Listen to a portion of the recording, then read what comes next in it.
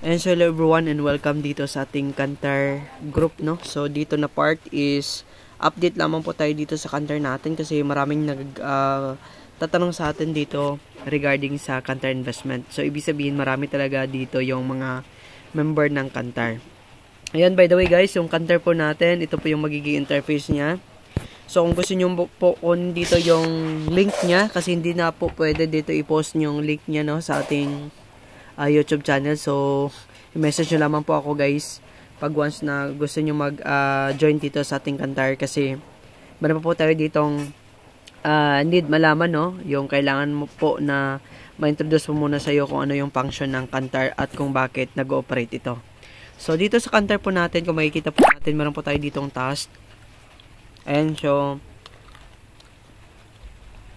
as of today, hindi po tayo dito nakatask, no? Alas 7 ng gabi. So, click natin yung start task dito. So, click po natin dito yung V1. Kasi V1 po yung account natin. Then, mag-answer po tayo dito ng mga question regarding po dito sa ating LED energy. So, everyday po, nag-iiba po yung question. May mga fill in the blank po dito. So, sagutan nyo lang po siya ng accurate na sagot base doon sa inyong nalalaman. So, ang is dito is yes, then ang no dito is ganyan siya. So, yes natin yan. Then, pwede, LED light. Ayan, pwede yan. Next, number 3 question natin is sometimes consider, then very important. Next, yes, syempre. So, kailangan natin dito ng 11 to 20%, then product level, then advertising. Pwede dito dalawang sagot guys, no, pag may mga choices tayo. Next is, so pwede na tayo sa 1 to 3, then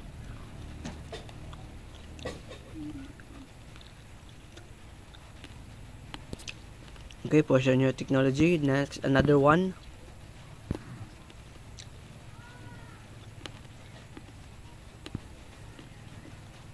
Pwede tayo sa E. Next, get trust. Then, submit. Okay, so after na makomplete po natin dito yung task, ibig sabihin meron po tayo ditong daily earnings, no? So, from minimum investment po natin dito, no, sa task po natin, ang pinaka minimum investment po natin dito is 1,200. So, sa Bito natin, pag once na nabay po natin yan, for example dito, ito po yung pagpipilian natin dito guys. So, yung aking status ng aking account today, kung makita nyo po yan, B1 po natin, nag-earn po siya ng 40 pesos daily. So, good for 1 year po siya guys, no? 365 days po siya mag-operate. Next, kung makikita po natin, meron pa tayong Vito. So, sa Vito po natin, makikita po natin dito na meron siyang 130 pesos daily. So, kung makikita nyo po yan, ang total investment po natin dito is 3,900. Next, another one, yung V3 po natin is, meron po tayong dito 12,760. So, yung daily po niya is 440.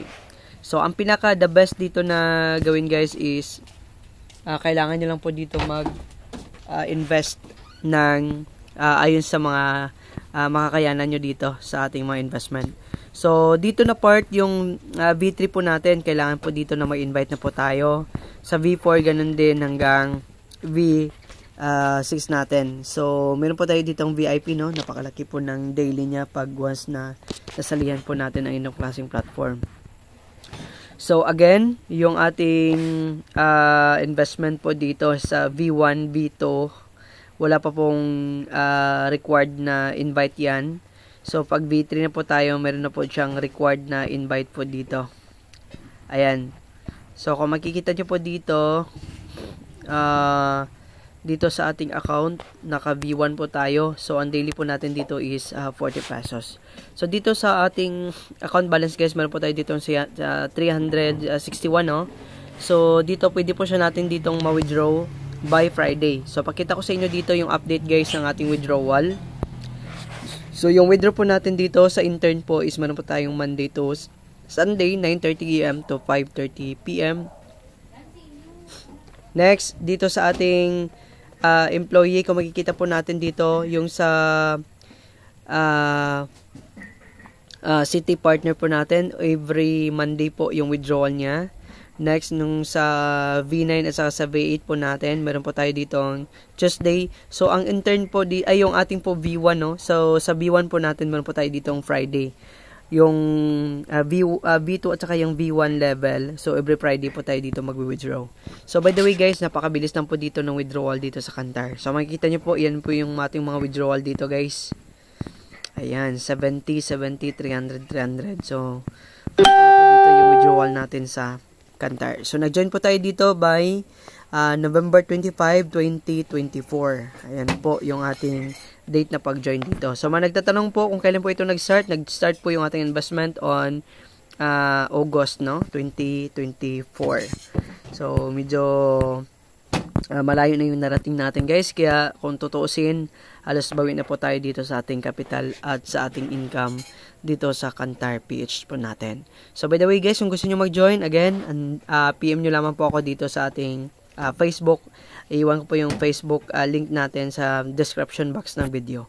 So, maraming salamat sa panonood, guys, and happy earnings everyone.